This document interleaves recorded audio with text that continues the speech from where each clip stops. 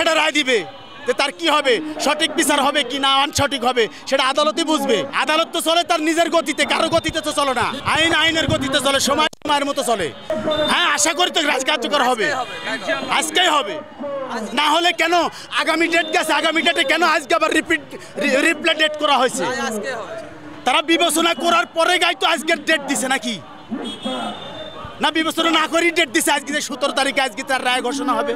গোটা বিশ্ব জানে, 68,000 গ্রাম মানুষ, বাংলার মানুষও জানে যে আজকে শেখ হাসিনার রায় হবে।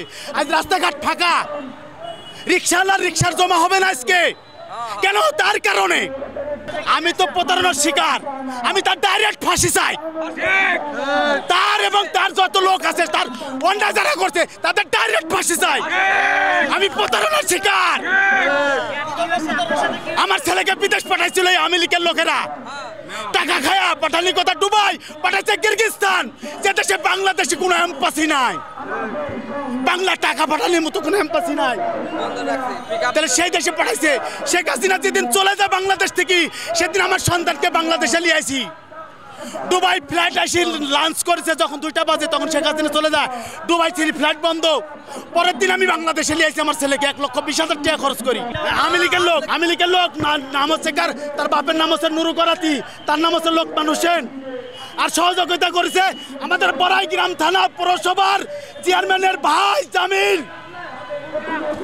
মহিষভাঙ্গা গ্রাম, বড়াইগ্রাম থানা মহিষভাঙ্গা গ্রাম, বনপাড়া। জনগণের বিচার জনগণই করবি। কিভাবে? তাকে নিয়ে আসতে হবে, তাকে না, তাকে তো বাংলাদেশে নিয়ে আসতে হবে। ও যখন সব বাংলাদেশের বাইরের রাষ্ট্র থেকে নিয়ে আসি, জামাতের লোকে ফাঁসি দিছে, হ্যাঁ ইয়ার ফাঁসি দিছে, সকলাক ফাঁসি দিছে, ওকে টানি নিয়ে আসেন। দেলার হোসেন সাইদি বলেছে পালানোর গর্ত পাবে না, পাই নাই পালানোর গর্ত, এন্দুরের গর্ত পাই নাই।